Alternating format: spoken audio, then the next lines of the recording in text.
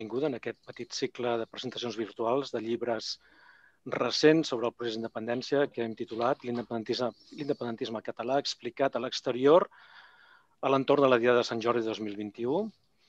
Avui comencem aquesta sèrie de presentacions amb la primera sessió dedicada al llibre de La lluita a l'exili del president Puigdemont. El dijous 15 d'abril, la ministra a l'exili i eurodiputada Clara Ponsatí presentarà el seu llibre The Case of the Catalans i la setmana vinent tindrem en Jordi Muñoz presentant el seu llibre Principi de realitat. L'acte d'aquest vespre es farà en francès, el de la Clara Ponsatí en anglès i en Jordi Muñoz en català. Dit això, hi ha un xat obert pel públic que vulgui fer preguntes. La missió durarà una hora, durant la qual el president Puigdemont presentarà el seu llibre i els darrers 15-20 minuts seran dedicats a preguntes del públic. Donc, bonsoir à tous. Le 23 avril de chaque année, la Catalogne célèbre la Saint-Georges. La Saint-Georges, c'est la journée du livre et la foire des roses en Catalogne.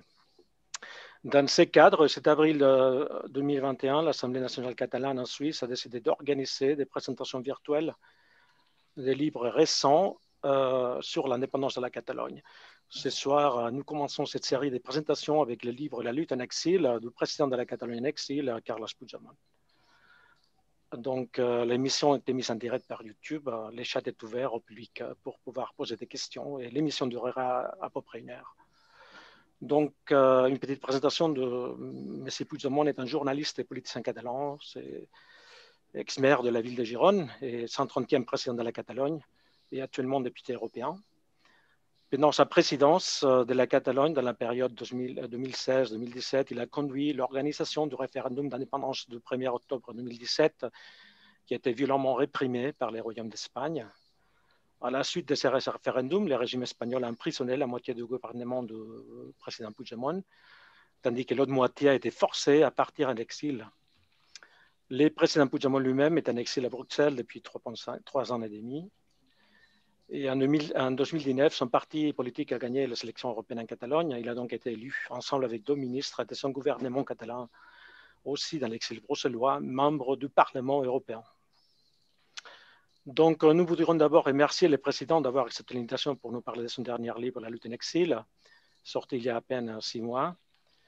Et voilà, notre première question serait comment est née l'idée de votre dernier livre, La lutte en exil, président Puigdemont? Tout d'abord, bonsoir et merci de l'invitation. Merci de tout le monde qui s'est intéressé à cette journée.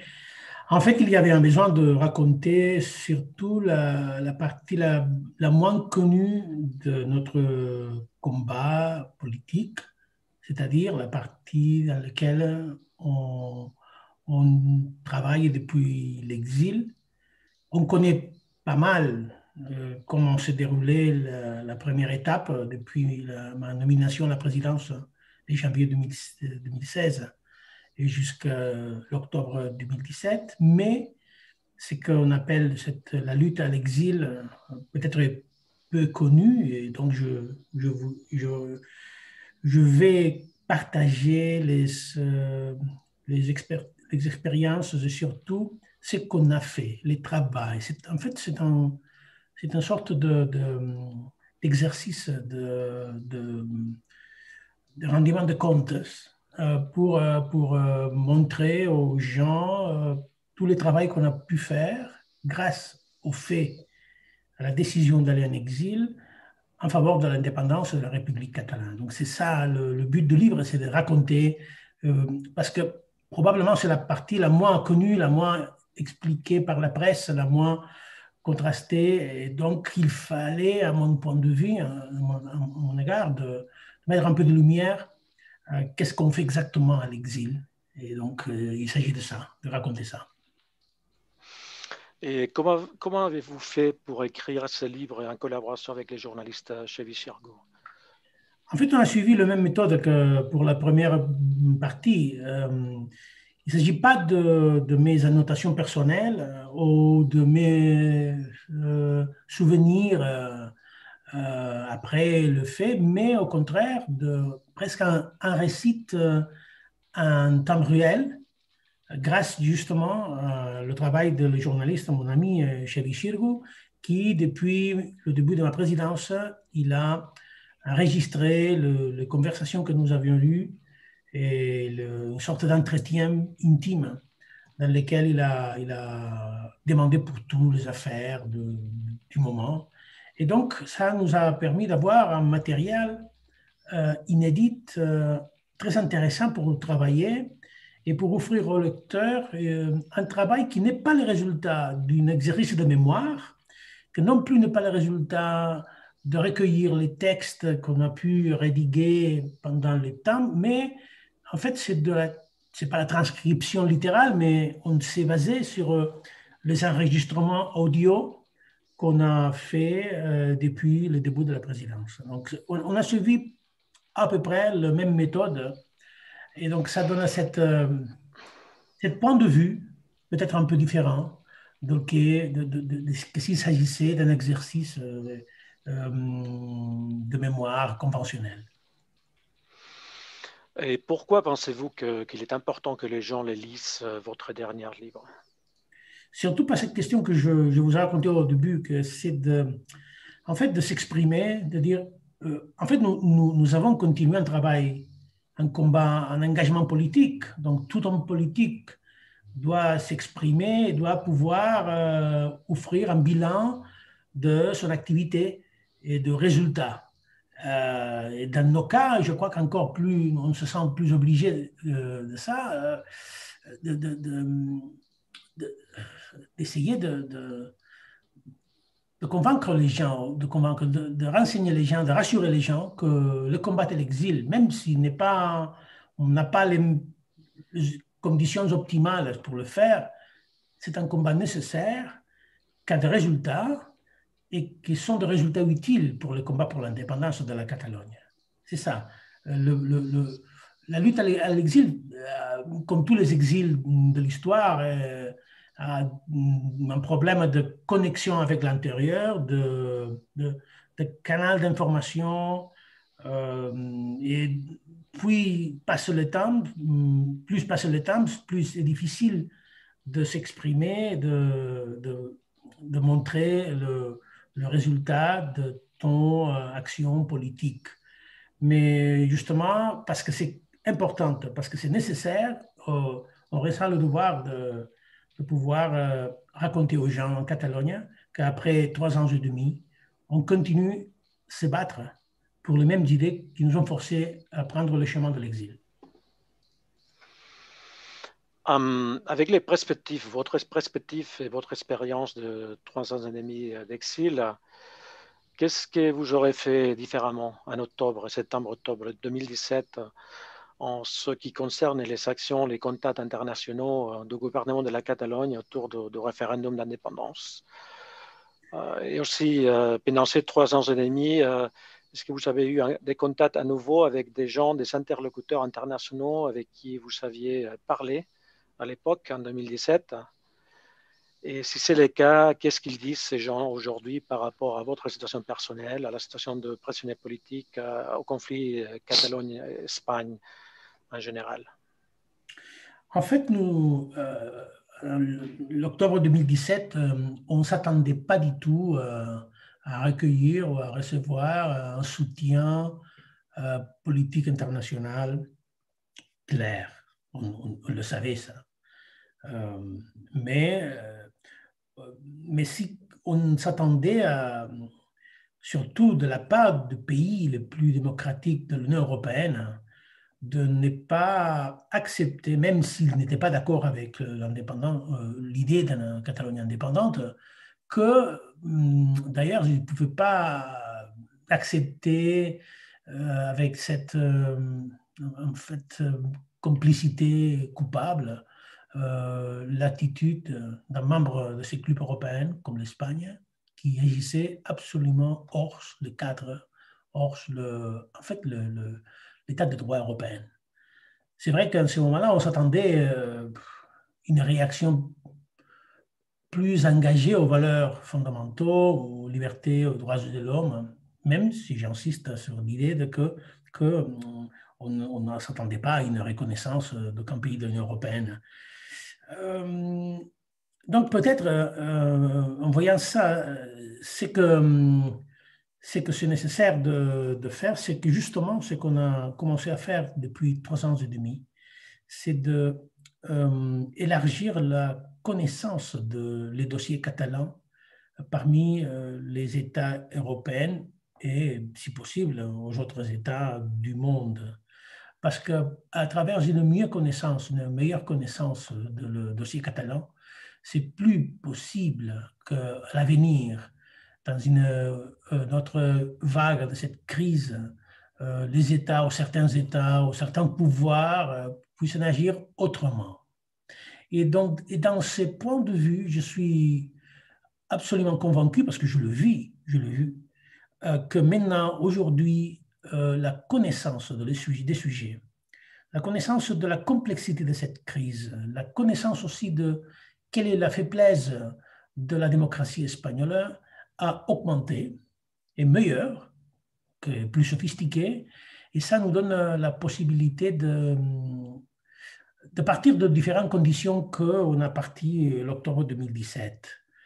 Ce que j'ai vu pendant toutes ces années de rencontres avec des leaders politiques, de responsables politiques, de membres des différents parlements ou même des partis politiques, c'est que, en général, presque tout le monde, peut-être sauf aucune exception, tout le monde est d'accord que ce problème c'est un problème politique, que le code pénal n'a rien à voir, que c'est hors sens mettre des gens en prison pour faire de la politique, que les Catalans, pour régler la solution, c'est le plus recommandable, c'est en fait, de demander aux Catalans et de respecter le résultat.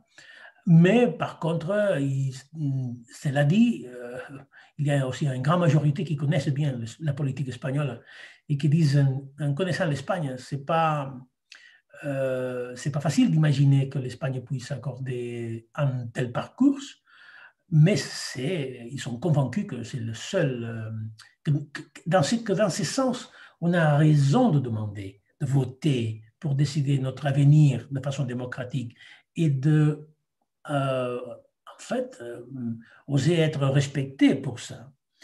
Ce que j'ai vu, c'est une évolution de la, je ne veux pas dire de la sympathie ou de l'empathie, mais de la compréhension. Ce qu'on fait, presque personne maintenant pose la question, est-ce que vous êtes des égoïstes économiques, vous voulez garder votre monnaie, votre argent en votre poche parce que vous êtes solidaires et vous êtes des nationalistes. Non, au début, il y avait pas mal de gens qui pensaient sur le mouvement catalan qu'il s'agissait d'un mouvement de nationalisme économique, les classiques nationalismes des régions riches qui ne veulent pas partager sa richesse avec les régions les plus pauvres. Mais je crois qu'aujourd'hui, la majorité de gens politiques, je ne dis pas les gens de réseaux sociaux ou même certains médias, mais surtout les gens qui doivent prendre des décisions, aujourd'hui, vraiment, le dossier catalan est plus complexe et plus complet que jamais à l'histoire. Mais on se rappelle à l'époque, autour d'octobre 2017, septembre 2017, des appels, par exemple, de dizaines de prix Nobel de la paix pour laisser voter aux Catalans. Vous avez même discuté avec Donald Tusk à l'époque, qui vous a demandé d'arrêter la déclaration d'indépendance. Tout cet élan qu'on avait à l'époque, tout ça a disparu. Est-ce que vous avez eu des contacts avec les gens avec qui, les interlocuteurs internationaux avec qui vous aviez parlé à l'époque? Est-ce que vous avez repris ces contacts? Vous comptez les faire? Vous ne comptez pas les faire? Ou ils sont des gens qui sont plus intéressés à la problématique? C'est difficile de dire qu'ils ne sont pas intéressés. Je crois que l'intérêt est clair.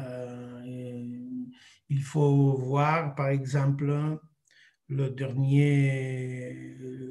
votation de la levée de l'immunité dans le cas de mes collègues Clara Ponsati, Tony Comines et moi-même. Il y a eu un profond débat politique sur la Catalogne, comme peut-être jamais eu dans le Parlement européen. Dans ce sens, ce n'est pas déjà une question de 40, 50 personnalités mondiales qui connaissent la situation, mais au contraire, chaque fois, il y a plus de gens dans les parlements nationaux, dans les parlements régionaux, dans les institutions européennes, qui connaissent presque à la perfection, connaissent d'une façon qu'ils ne connaissaient pas auparavant la crise catalane. J'ai rencontré beaucoup de gens dans toutes ces années à l'exil, des gens qui m'ont reçu dans les parlements de leur pays ou ailleurs, des gens qui ont venu me voir en Belgique, des gens que j'ai rencontrés pendant des voyages.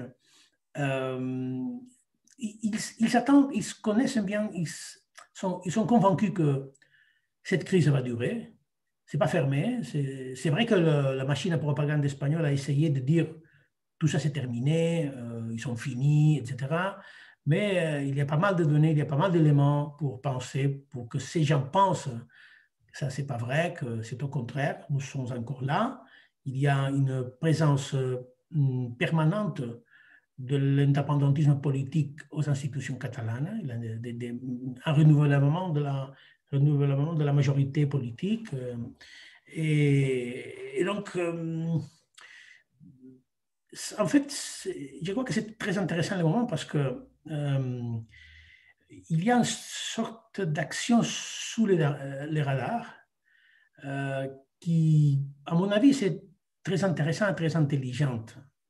Je suis convaincu que maintenant, si il y aurait un gouvernement catalan qui déciderait de appliquer la loi de transition juridique et d'appeler au monde pour la reconnaissance de la République catalane, il n'y aurait pas un zéro sur le nombre de pays que feront le pas de dire quand même, écoutez, il y a une nouvelle réalité, on doit s'interroger si on doit reconnaître ou non, mais il y a une nouvelle réalité, il y a un acteur nouveau. Maintenant, aujourd'hui, c'est plus envisageable que 4 ans avant. Dans ces contextes, depuis 3 ans, il y a eu des rapports annuels des groupes de travail des Nations Unies, d'Amnesty International, Human Rights Watch, Muse pour les artistes, les musiciens, qui ont dénoncé de façon systématique et périodique les traitements de l'Espagne contre les prisonniers politiques catalans, contre les droits d'expression des artistes, contre les droits des minorités nationales. Mais pourtant, tous ces rapports négatifs pour l'Espagne, on a l'impression qu'on n'a pas eu apparemment encore un impact clair sur les classements de la qualité démocratique de l'Espagne dans les différents rankings internationaux. Pourquoi on a l'impression, est-ce que c'est vrai que l'image du Royaume de l'Espagne n'est pas encore touchée si négativement de façon internationale, malgré toutes ces dénonciations des violations réitératives des droits humains depuis 300? Pourquoi vous pensez que c'est le cas et qu'est-ce qu'on peut faire pour changer cela? On doit réaliser que l'Espagne est un pays très puissant, très important aussi sur le scénario international, en particulier l'Union européenne. C'est un pays avec une économie puissante, un marché important. Et d'ailleurs, c'est un endroit que beaucoup d'Européens connaissent par la face la plus aimable, hein, parce que c'est un grand pays avec des grands paysages, de grands produits, de grands éléments culturels, patrimoniaux, etc. etc.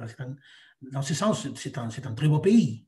Donc, mais je ne suis pas d'accord avec cette idée que vous avez exprimée de dire non, malgré tout ce qui a passé, la réputation, l'image internationale de l'Espagne est en fait presque la même. Pas du tout. Il y a un problème de réputation de l'Espagne. Et maintenant, malheureusement, ce n'est pas un problème de l'Espagne, c'est déjà un problème de l'Union européenne. Parce que quand le haut représentant de l'Union européenne, M. Josep Borrell, voyage par le monde, il doit faire face à des questions incommodes sur la situation démocratique, par exemple, en Espagne.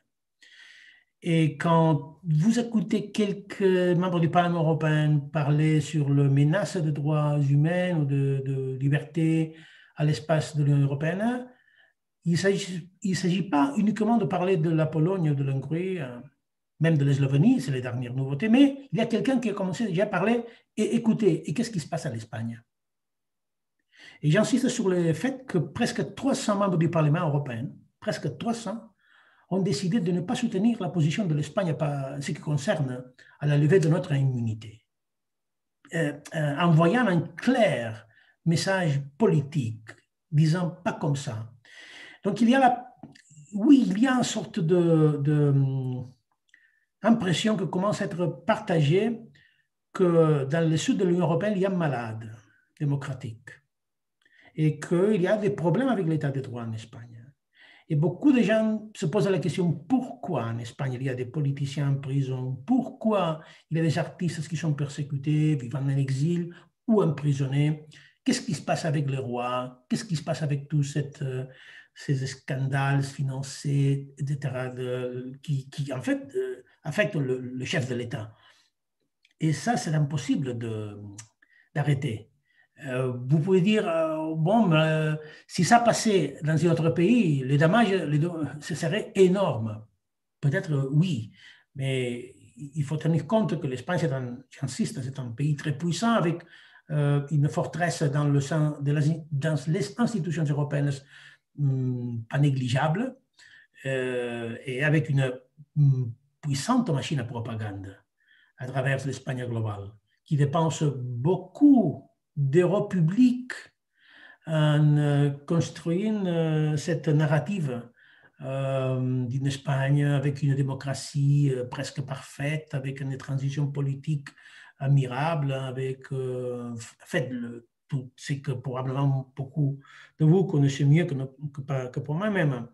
Mais mon avis, c'est que, au contraire, l'Espagne, si un État européen doit faire l'effort de relier des campagnes publiques de marketing ou de propagande pour annoncer, pour essayer de convaincre les gens que l'Espagne c'est une démocratie pleine, je crois que ça c'est tout le monde soupçonne que donc probablement parce qu'elle n'est pas pleine.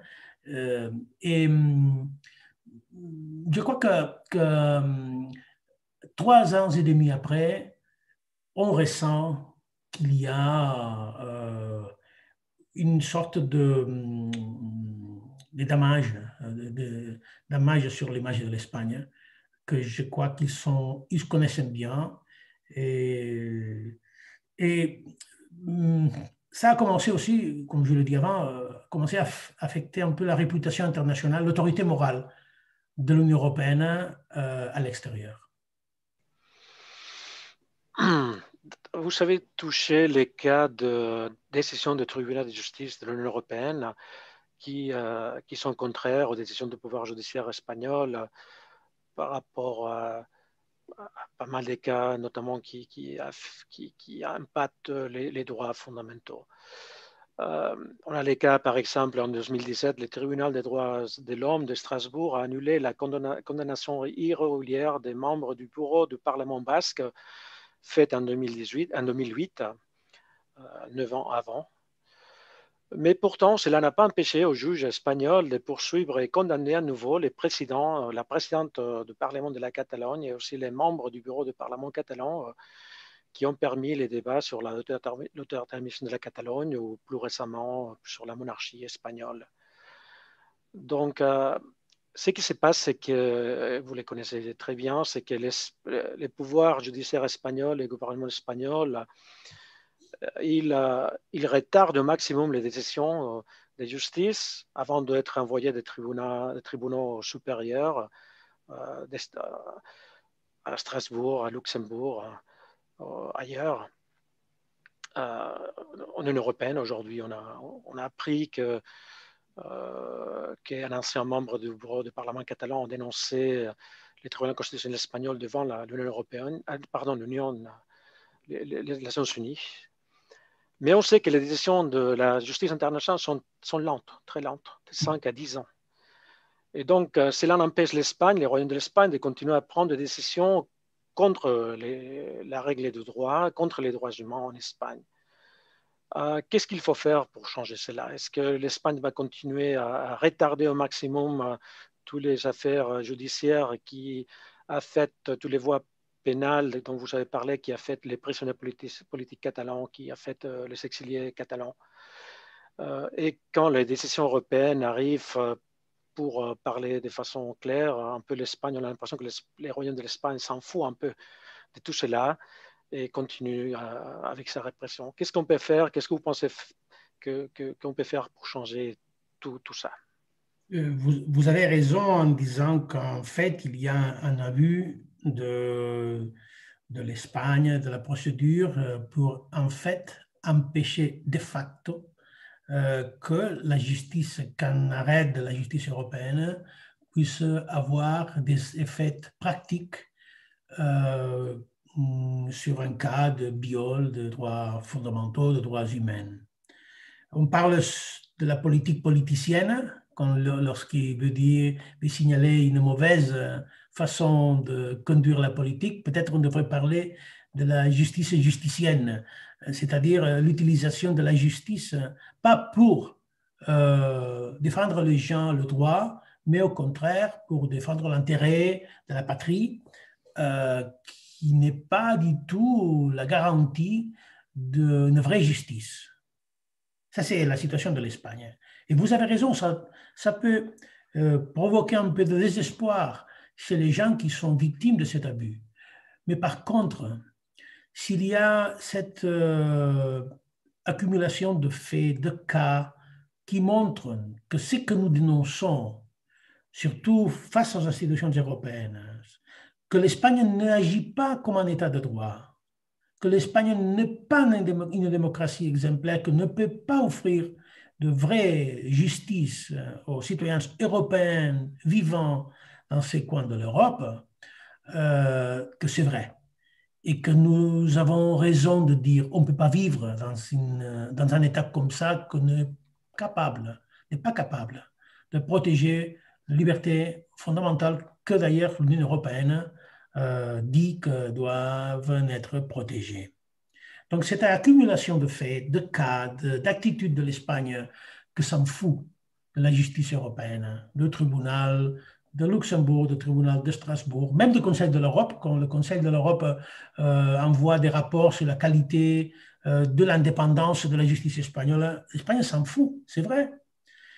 Mais il y aura un moment que, en fait, la loi de la gravité existe et que ça sera absolument insoutenable par l'Union européenne et qu'il y aura des pressions des gens européens qui commencent à se ressentir un peu incommodes, pour le dire de façon claire, avec cette attitude de l'Espagne. Non, je suis convaincu qu'après les arrêts que puisse faire la Cour européenne des droits de l'homme ou la Cour européenne de justice, finalement, il y aura un cas pour demander à l'Europe d'agir. Écoutez, si vous êtes si brave contre les politiciens polonais qui essayent de contrôler le système judiciaire ou contre le régime Orban en Hongrie, pourquoi vous restez en silence dans ces clairs abus, ces clairs viols? Et ça, c'est une menace à l'Union européenne.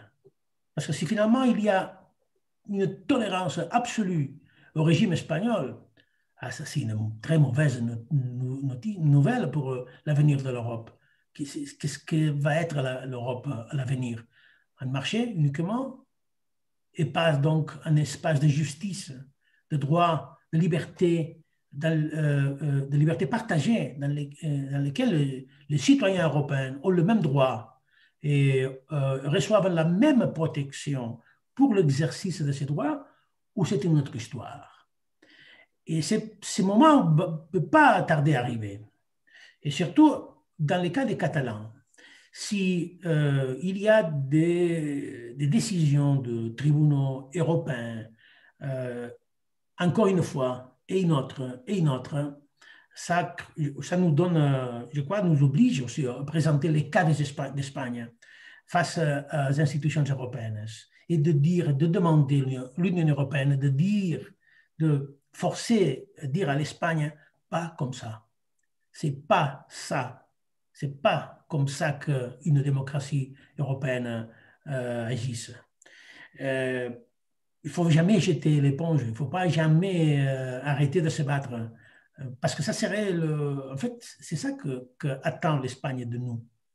Que nous perdons l'espoir, la patience. Il n'y a rien à faire. Au contraire, justement, tout ce qu'on peut faire, c'est ailleurs l'Espagne. Peut-être dans les institutions espagnoles, on ne peut pas avoir d'espoir. La Cour constitutionnelle, en fait, c'est une chambre politisée. Il n'y a pas une vraie indépendance. La Cour suprême hein, ou l'audience nationale, le gouvernement des juges, c'est clairement, ce sont des endroits fortement politisés. Mais lorsqu'on peut sortir de cette logique et on peut se battre dans un camp neutral, on est en inégalité. Et on peut envisager victoire, comme d'ailleurs on l'a déjà les a eu dans la justice belge, la justice allemande ou la justice européenne. C'est la vie, l'indépendance judiciaire espagnole, c'est pas juste une indépendance inexistante par rapport au pouvoir du gouvernement espagnol, c'est par rapport à un passé des matrices franquistes qui reste très fort en Espagne. Les pouvoirs judiciaires, pour les pouvoirs judiciaires, l'unité de l'Espagne, c'est plus important que les droits humains. Est-ce que l'Europe est consciente de ça? Parce que c'est pas, je dirais, c'est pas le même cas que la Pologne, où il y a une intervention du gouvernement polonais par rapport aux des pressions ou des décisions de sélection de membres des jurys. Dans les cas espagnols, c'est encore pire, c'est que les juges ne sont pas indépendants, parce que pour eux, l'unité de l'Espagne, c'est au-delà de tout. Ouais. Est-ce que l'Europe est consciente de ça? Quel organisme européen égalitaire, pour utiliser vos mots, devrait intervenir pour dire ça ne marche pas comme ça? Écoutez, je crois que l'Europe commence à prendre conscience qu'il y a un problème avec l'état de droit en Espagne. Si la justice belge vient de décider, dans le cas de notre collègue, le ministre de la Culture, Luis Puig, qu'il ne peut pas être extradité à l'Espagne, pas uniquement parce que la Cour suprême n'est pas l'autorité judiciaire compétente pour le faire, mais parce qu'il y a une menace, en fait, un haut risque de viol des droits fondamentaux à la présomption d'innocence, ça veut dire clairement qu'il y a un problème avec la confiance avec la justice espagnole. Et maintenant, je me rappelle au début de notre exil que j'essayais de dire cette même idée, de partager cette même idée avec la presse étrangère et des interlocuteurs politiques étrangers en disant l'un des plus graves problèmes qu'a l'Espagne contemporaine, c'est qu'il y a encore vivant l'héritage du franquisme. Ça a choqué au début. Je me souviens que beaucoup de journalistes disaient oui, vous exagérez beaucoup, parce que l'Espagne, c'est une démocratie, c'est un état de droit. Et bon, après ça, j'ai commencé à voir et lire et écouter des rapports aux médias, à la télé, à la radio, sur l'héritage du franquisme en Espagne. Parce que ça a attiré l'attention et ils ont vu que c'était vrai, que la transition espagnole, c'était en fait, il y avait, elle cachait une faillite que a permis un certain dérive franquiste de survivre et de s'enraciner dans un pilier d'un état de droit comme est le pilier de la justice. Et qu'il y a aussi une faction de droite, voire ultra-droite, de secte ou d'un catholicisme radical, disons-nous, qu'empêche une évolution démocratique parfaite, comme d'ailleurs l'a fait la justice allemande. Cette idée qu'en Espagne existe encore, que l'idée de l'unité de l'Espagne justifie que le viol de l'état de droit, c'est incompatible avec l'état de droit démocratique européen. Ça, c'est clair, mais il y a beaucoup d'évidences maintenant qui montrent que c'est ça le problème de l'Espagne. Donc, je retourne à nouveau dans le cas du débat sur la levée de notre immunité. Ça a été un débat aussi juridique.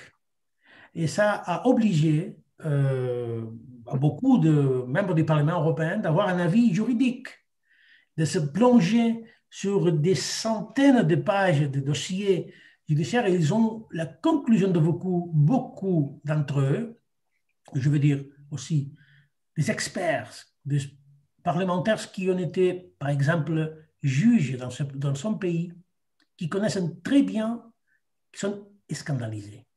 Vraiment, le mot, c'est scandalisé.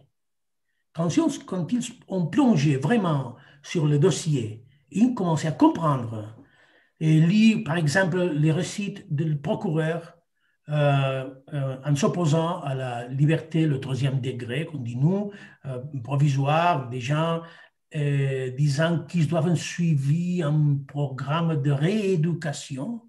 Ça a scandalisé les démocrates qui l'ont lu. Donc, en fait, je crois que c'est ça la question.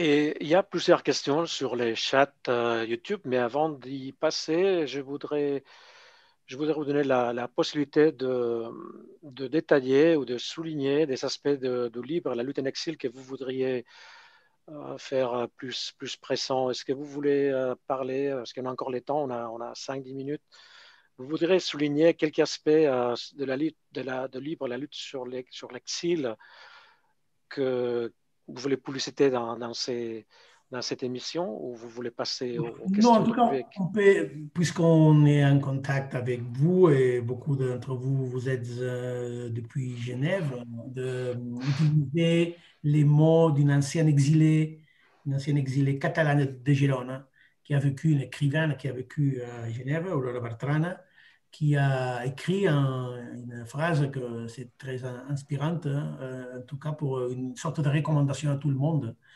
Euh, Ne me condamnez pas sans me lire avant.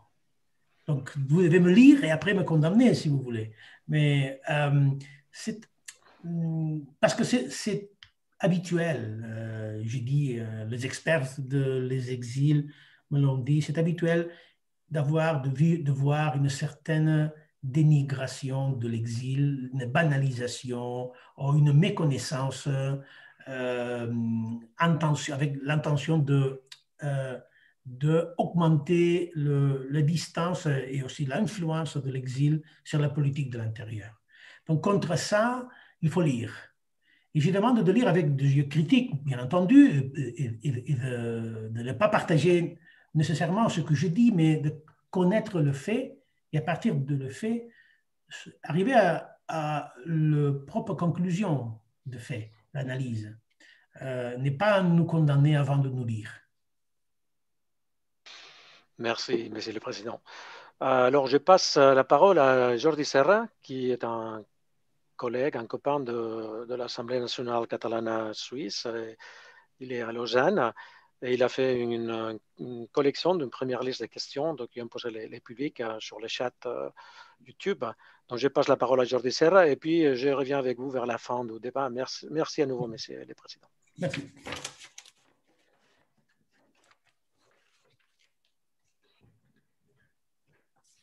Bonsoir. Bonsoir. Bonsoir, Président. Merci pour cette séance. Il y a eu pas mal de questions qui nous arrivent à travers de YouTube, des chats de YouTube. Et nous rappelons qu'il est ouvert pour toutes ces questions. Pour commencer, une question très intéressante. Vous savez qu'il y a plus de 300 000 Catalans qui habitent à l'étranger. 330 000, le dernier numéro. Il a doublé cette numéro pendant les derniers 10 ans. Qu'est-ce que vous recommanderiez à cette communauté catalane à l'étranger pour aider à l'internationalisation du conflit catalan? Oui, c'est une réalité qui va augmenter dans les prochaines années. Donc, il doit y avoir une politique, une stratégie pour compter sur beaucoup de ces gens, parce qu'il y a des gens comme tout, comme partout, mais beaucoup de ces gens qui sont même disposés à aider à cette stratégie d'internationalisation de notre cause.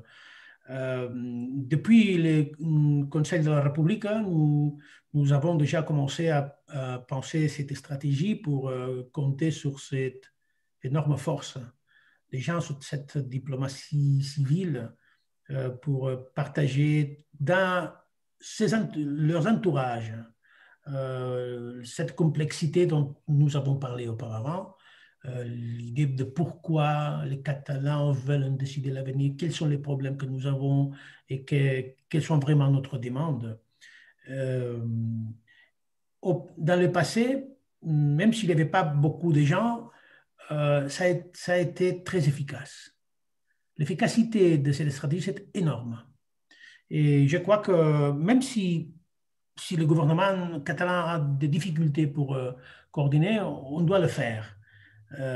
Et comprendre qu'aujourd'hui, le combat mondial, c'est un combat du rélat, de la narrative, et que ça nous donne la possibilité qu'on n'avait pas eu avant de s'exprimer avec la propre voix, de façon directe, et d'arriver, d'atteindre des ambiances de sociétés qu'avant aurait été absolument inimaginable d'y arriver.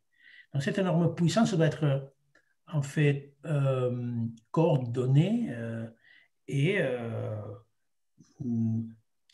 compter sur elle et avoir une stratégie pour profiter de l'énorme puissance que ces phénomènes peuvent nous donner. Merci. Pendant 2017, il y a eu des propositions de médiation faites par la Confédération suisse pour traiter les conflits entre la Catalogne et l'Espagne. Cette intermédiation a été pourtant refusée pour le règne d'Espagne, qui estime que le cas catalan est une affaire interne.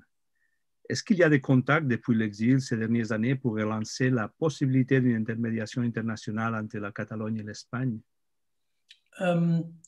Je crois que ces genres de conflits méritent une médiation. Ça, c'est vrai. Et que si on regarde le monde, il y a pas grand nombre de pays qui ont une grande expertise dans ça. Dont la Suisse. La Confédération suisse, c'est un endroit où il y a une grande expertise sur ça. Et donc, ce n'est pas hors sens penser que si un conflit comme les Catalans a besoin d'aide des gens experts avec expertise, ce n'est pas hors sens penser qu'un jour, peut-être, la Confédération suisse peut jouer un rôle comme ceci. Mais ça a deux problèmes, à mon avis. Le premier, c'est, vous l'avez dit déjà, que c'est l'Espagne aussi qui doit accepter. Si l'autre partie n'accepte pas le dialogue, par exemple, ou la médiation, c'est impossible de dialoguer ou c'est impossible de régler un conflit. Donc, je crois qu'on devrait faire avant un travail. Ce n'est pas aux Catalans de le faire, mais de tous les pays qui peuvent être intéressés à la résolution démocratique et pacifique de ces conflits. Et on travaille sur l'Espagne en essayant de la convaincre que, bien entendu, il ne faut pas nécessairement être un procès public, mais au contraire, il doit être un procès inconnu, de la convaincre qu'elle doit se laisser guider par l'expérience des autres conflits et des gens qui ont l'expertise de ça. Ça, c'est le premier. Mais le deuxième, c'est encore... Oui, le deuxième, c'est la responsabilité des Catalans. Nous, notre part, la partie catalane doit être aussi convaincue que ces conflits ont besoin d'une médiation extérieure. Et je dois avouer qu'il n'y a pas un consensus entre les partis catalans qui sont pour l'indépendance. Parce qu'il y a notre parti qui considère que ça n'est pas... Il ne faut pas le demander à l'État espagnol et qu'on peut dérouler des pourparlers ou de dialogue avec l'Espagne sans se compter avec cette médiation extérieure ou indépendante. Donc, on devrait résoudre ça avant de demander à un pays tierce ou à un acteur tierce de se mélanger ou de nous aider. On devrait se mettre d'accord et on n'est pas d'accord, malheureusement, sur ce point. Ici, en Suisse, on a eu un cas récent de résolution démocratique de changement de frontières dans les cantons de Jura et Berne, que je pense que vous connaissez bien parce que vous êtes venus, vous êtes visités. Quelles leçons pouvons-nous en tirer pour les cas catalans? Oui, je connais bien et je vais saluer tous nos amis du Jura parce que c'est un succès. Ils en fait, se sont battus depuis beaucoup de temps pour l'avoir. Mais en tout cas, on peut attirer des claires leçons. Écoutez, la Suisse, chaque 3 mois, elle a des référendums et il y a des référendums qui sont vraiment très importants. Donc, les conflits dans les sociétés civilisées, pacifiques, démocratiques, doivent être résolus de la même façon, avec les outils de la civilisation, donc sans la violence, avec la parole et avec l'assemblée de gens et se mettant d'accord et respectant la majorité. C'est ça la façon de résoudre le conflit. Les cas de Jura montrent que parfois il faut attendre beaucoup d'années et qu'on doit faire à différentes reprises. Parce que donc il y a eu des zones qui ont resté sur un autre canton, mais qu'après ils ont changé de canton, etc. Mais que la seule voie efficace pour construire à venir ensemble, même avec nos voisins, c'est l'utile de la parole. Utiliser la parole. C'est ça la démocratie. Et je n'ai pas peur de demander aux Catalans qu'est-ce qu'ils veulent et de respecter.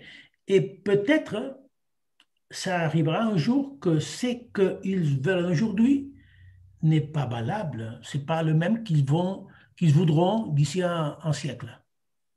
Donc, la démocratie doit être prête à changer à partir de la volonté de chaque génération.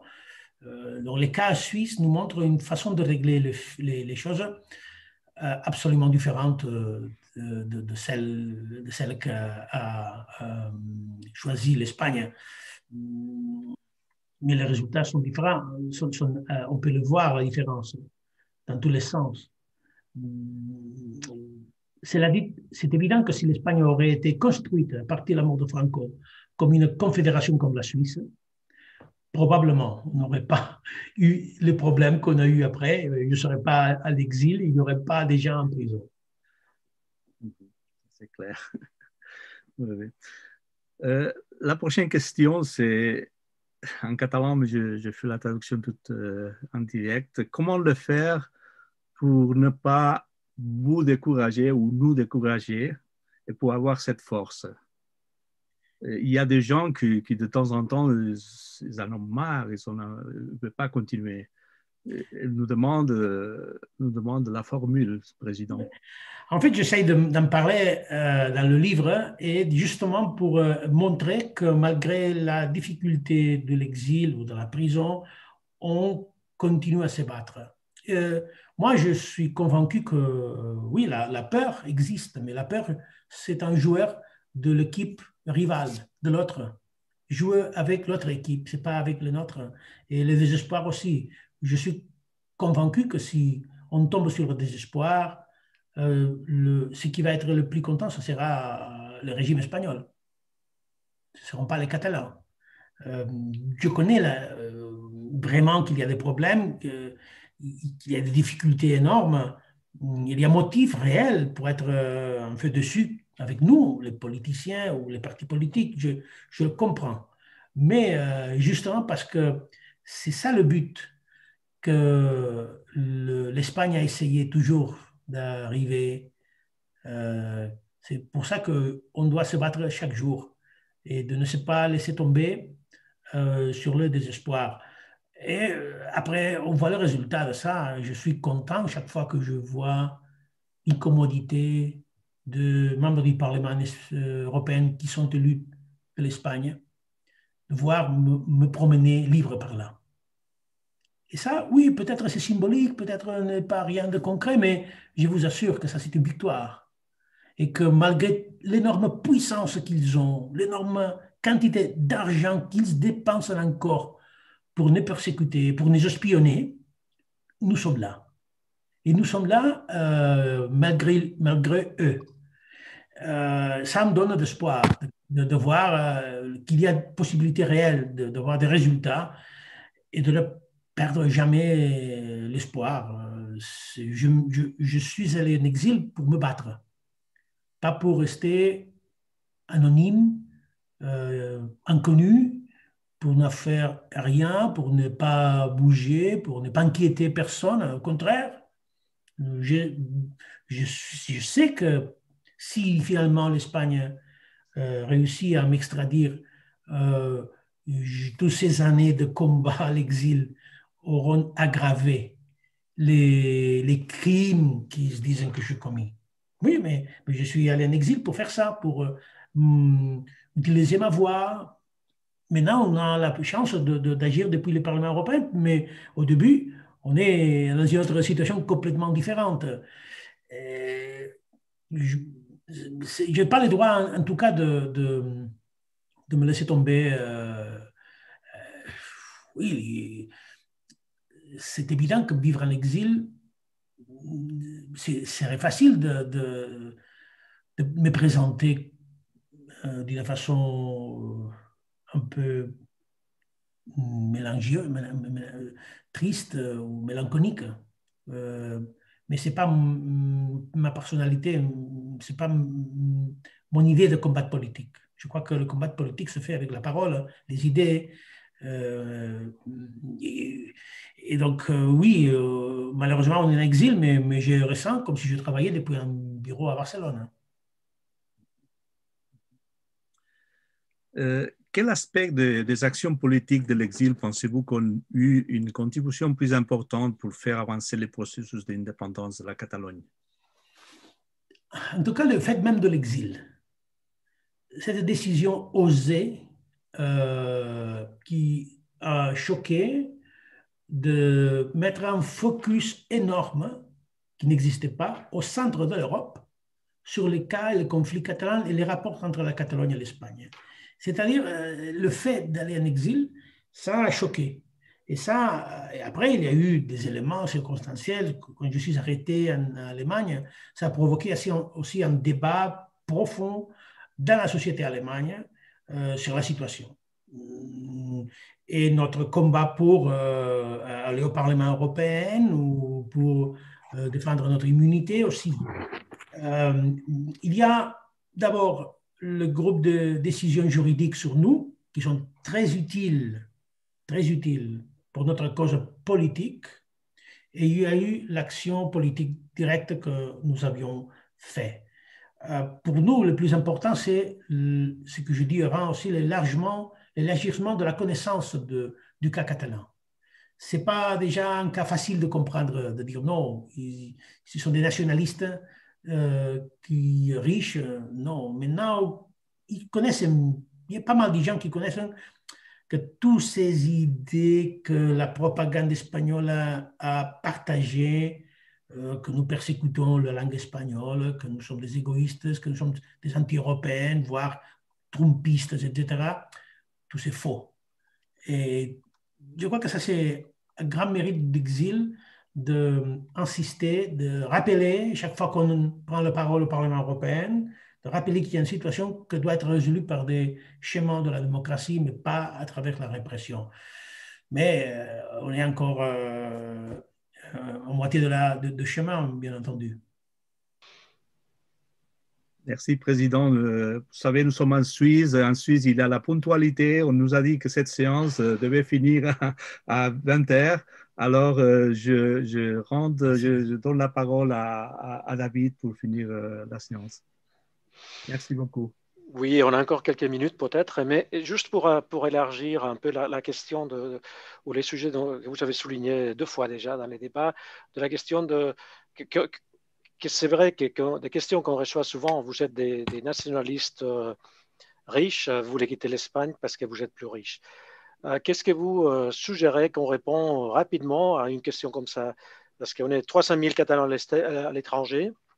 Et lorsqu'on reçoit une réponse comme ça, on a chacun ses réponses, des histoires. On rappelle l'histoire de la Catalogne, le fait que vous êtes le 130e président de la Catalogne, le fait qu'il y a une langue derrière, qu'il y a une histoire, qu'il y a des institutions, qu'il y a. Qu'est-ce que vous répondriez de façon rapide à une affirmation comme ça? C'est clair. Bon, les droits sont pour tous, pour tout le monde, pas uniquement pour les riches ou pour les pauvres. Le droit à l'autodétermination, c'est un droit pour tous.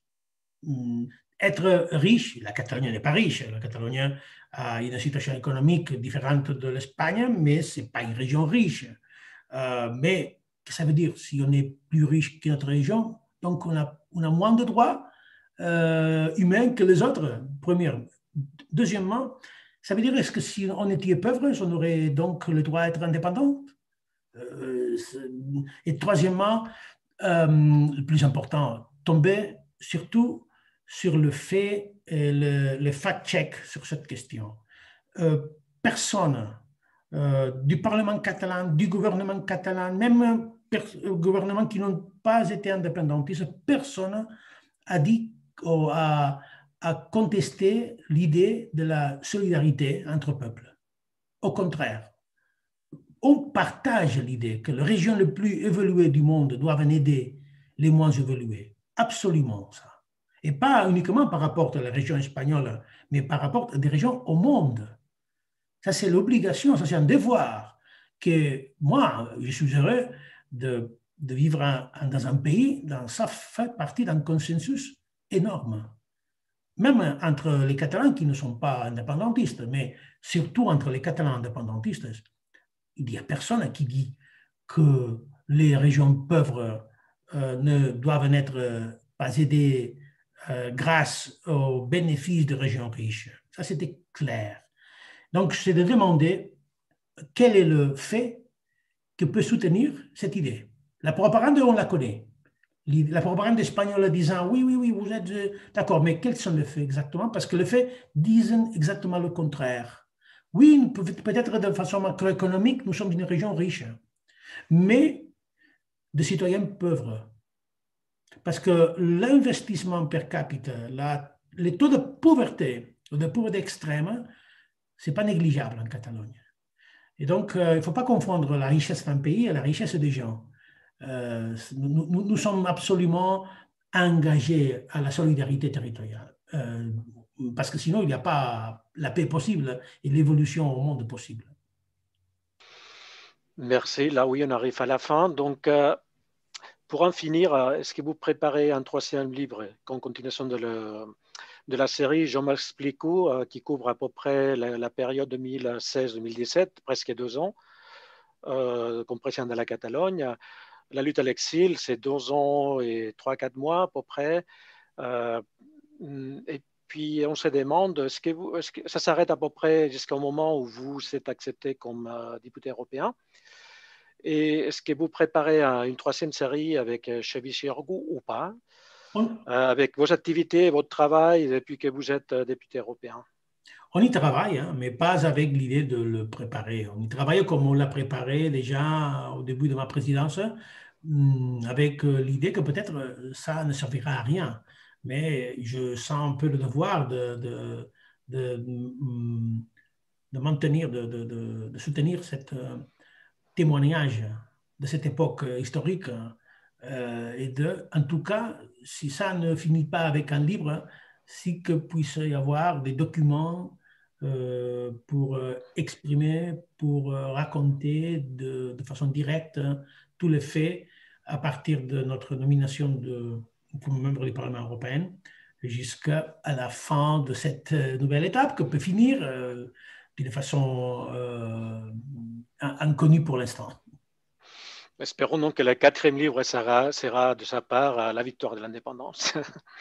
Ok. Et avec ces mots, merci, Monsieur le Président, d'avoir répondu positivement à l'invitation de parler de votre lutte à l'exil.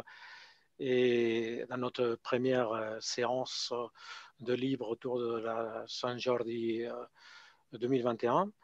I avec ces mots voldríem agrair a tothom des de l'Assemblea Nacional Catalana de Suïssa pel vostre interès, per haver seguit el debat des de YouTube i us convidem a la segona presentació que tindrà lloc aquest dijous 15 d'abril amb la ministra en exili i eurodiputada Clara Ponsatí per presentar aquest cop en anglès el seu llibre The Case of the Catalans. Moltes gràcies, president, i fins ben aviat. Gràcies a vosaltres.